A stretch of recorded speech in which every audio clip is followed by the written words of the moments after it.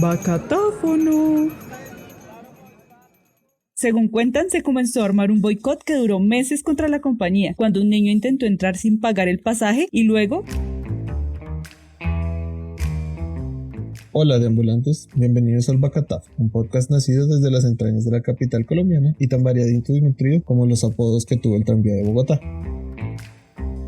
Mi nombre es Héctor, un invitado inesperado, y acompañaré hoy a Vanessa, la creadora de esta locura llamada El Deambulante, un proyecto que explora la ciudad con la curiosidad bien puesta. Hoy les traemos desde nuestra casa de ambulante hasta sus oídos el segundo episodio de este podcast con acento rolo, inspirado en la historia del transporte público de Bogotá. En este capítulo rodaremos por los primeros años del tranvía en Bogotá y todas las peripecias que tuvo que pasar. Pero como buenos curiosos, quisimos escucharlos primero a ustedes, y por eso les traemos Los Bacateños Andan Diciendo, una sección para parar oreja.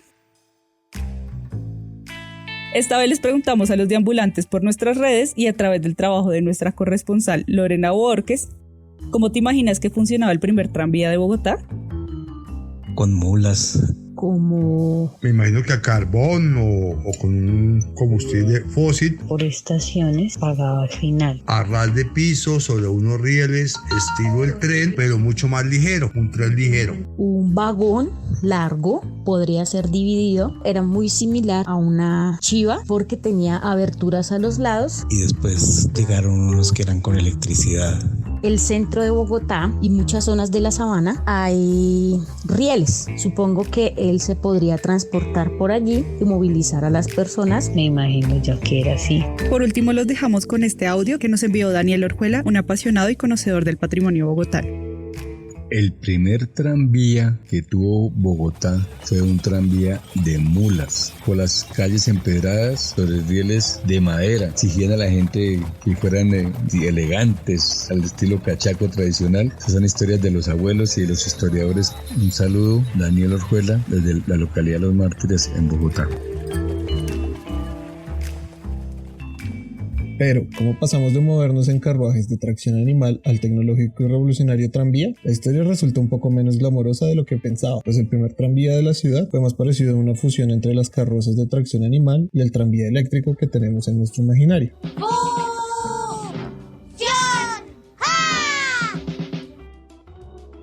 Así, el primer ferrocarril urbano de la ciudad era alado por mulas, algo distinto a las clásicas imágenes de los carros llenos de cachacos y movidos por una fuerza invisible a la que llamamos electricidad. Pero la cosa comenzaría unos años antes, cuando en 1882 se firmó el primer contrato para traer el tranvía a Bogotá entre dos señores. Uno de ellos, llamado William W. Randall, quien era cónsul norteamericano en Barranquilla y además había fundado oportunamente la empresa de Bogotá City Railway Company. Y el otro señor era Próspero Gamba, un representante del llamado por ese entonces Estado de Cundinamarca. Esta sería una concesión, que para los no abogados como yo, es el otorgamiento del derecho de explotación por un periodo determinado de bienes y servicios por parte de una administración pública o empresa a otra, generalmente privada. Y esta concesión estaba pactada para durar 30 años, luego de los cuales pasaría a ser propiedad de la ciudad. Pero Randall vendió poco después la concesión del tranvía para Bogotá a su compatriota Frank Haller, quien fue el que implementó este proyecto en la ciudad. A cambio de este derecho de explotación, la empresa era la responsable de la construcción de los rieles y hacerles el mantenimiento, también del aseo, tanto de los carros como de las vías, ya que al ser un tranvía alado por mulas, estas solían dejar su excremento a lo largo de las rutas que cubría el servicio. Además de todo esto, y como es lógico, también tenían el deber de brindar un servicio de calidad a los usuarios y pagar al distrito por el permiso para el establecimiento del sistema, cosa que nunca sucedió. Así las cosas, en diciembre de 1884 se inauguró el tranvía de mulas en Bogotá, que comenzó a rodar sobre rieles de madera recubiertos con sunchos, que según leímos es un recubrimiento metálico, pese a que ya en Europa para esas épocas se había implementado el tranvía eléctrico, pero en fin. Las tecnologías siempre han llegado un tiempito después por estas latitudes y eso también se pudo ver cuando los 16 vagones que se importaron de Filadelfia, Estados Unidos, tuvieron que ser traídos hasta la capital desarmados y a lomo de mulas, pues como les contaron en el episodio anterior, Bogotá no contaba con vías de conexión con las zonas costeras del país. En esos 16 carros, 8 abiertos y otros 8 más cerrados, con 2 entradas, cabían 20 pasajeros en cada uno.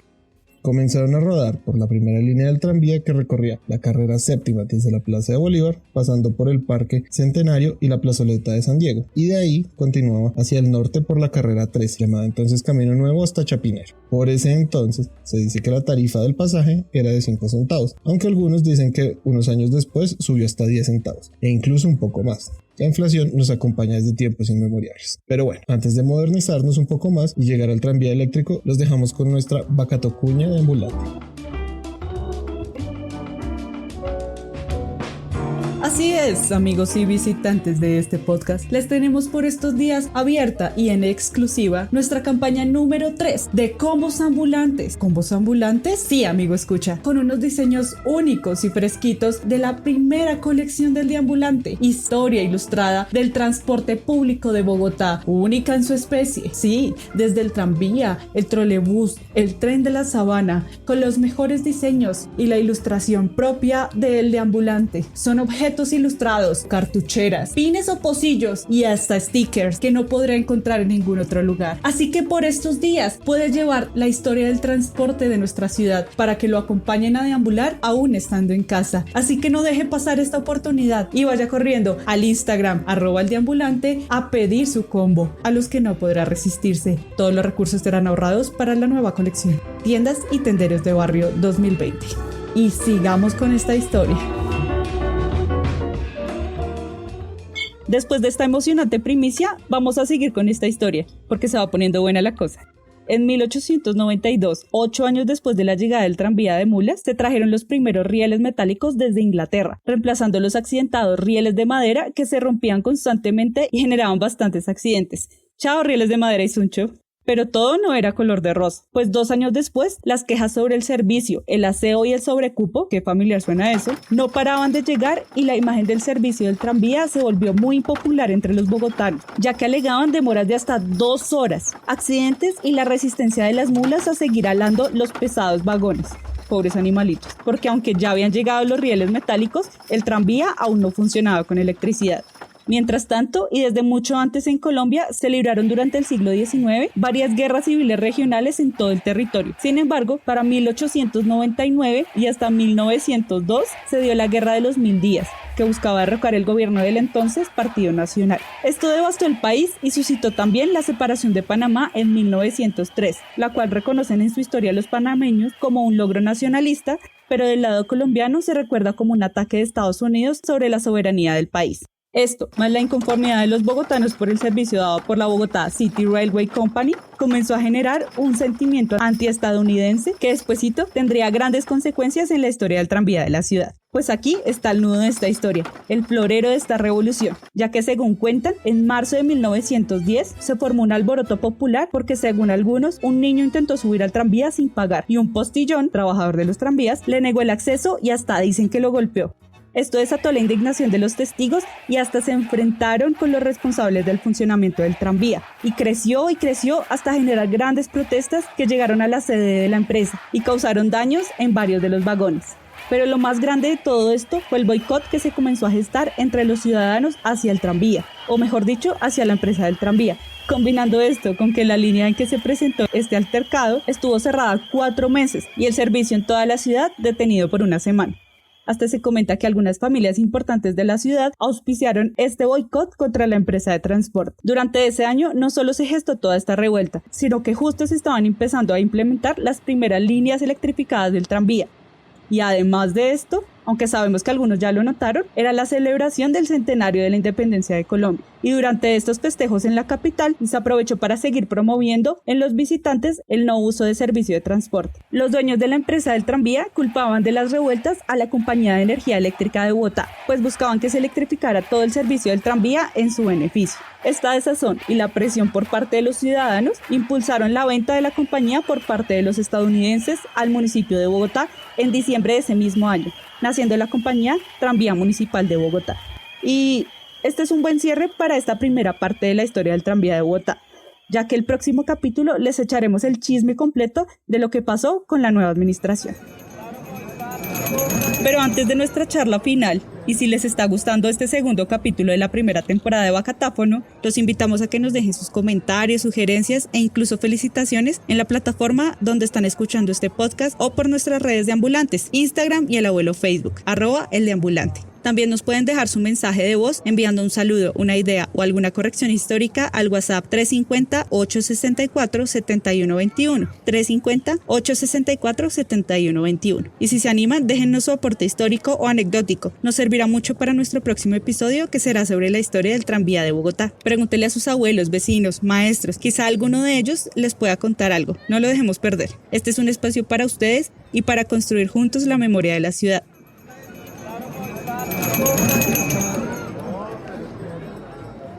Esta es una sección nueva en la que queremos hablar un poco sobre lo que descubrimos de la historia. Pues me parece que es interesante, digamos que da un contexto sobre muchas cosas que hoy serían inimaginables. Por ejemplo, pensar en sistemas de transporte alados por animales. Es decir, pues yo no me imagino eso en la actualidad. Tendría un montón de contradictores, particularmente por el cuidado animal, que tiene todo el sentido del caso. Pero digamos que es algo bien interesante.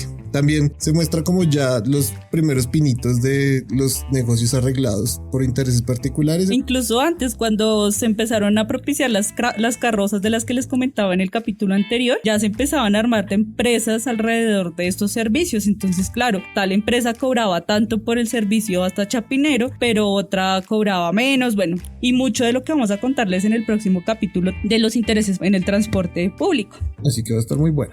Pues habría que ver también eso, ¿no? Porque en esa época hay que tener en cuenta que la electricidad se producía a partir de carbón.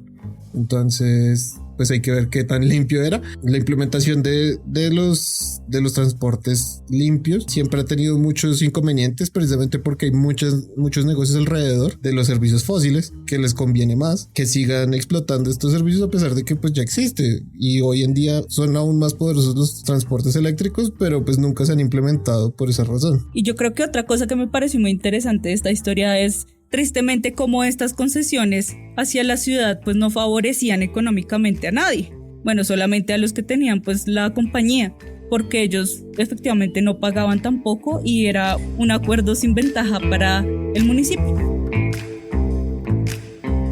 ñapa. Y como en todos los capítulos les traemos esta ñapita histórica que no se pueden perder. Pues según cuentan, cada carro del tranvía funcionaba con 3 tripulantes: el conductor o postillero, que era el que manejaba, por así decirlo, controlando las mulas; el inspector, quien iba contando a los pasajeros con una suerte de registradora que al alar una cuerda aumentaba el número; y por último, el cobrador, quien recogía el dinero a los pasajeros en el trayecto.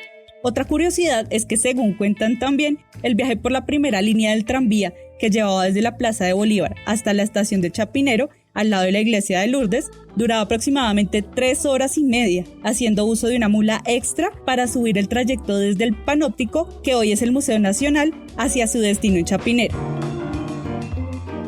Y listo, aquí termina este pregonazo del Vacatáfono, que busca siempre traerles los chismes más fresquitos de la historia de Bogotá, y que durante esta temporada especialmente les traerá la historia del transporte público en la capital. Los invito a dejar sus comentarios, correcciones y sugerencias por estas plataformas podcasteras y por nuestras redes de ambulantes, Instagram y Facebook, @eldeambulante. Y si esto ya les apasiona como a nosotros, pueden dejarnos su aporte auditivo en nuestro WhatsApp 350-864-7121. Ya lo oyeron bien. 350-864-7121. Recuerden que esto no es un espacio académicamente estricto, sino más bien una fiebre curiosa por Bogotá, así que si tuvimos algún desliz histórico o de pronunciación, téngannos paciencia por amor a Bogotá, y mejor déjennos un mensajito bonachón contándonos su punto de vista. Esto fue Vacatáfono, un podcast con acento rolo. Desde el proyecto El Deambulante, un saludo cuarentenil para todos y esperamos verlos ya prontito en nuestro próximo capítulo sobre la segunda parte de la historia del tranvía de Bogotá. No se la pueden perder, pues les contaremos por qué desapareció este transporte en la capital.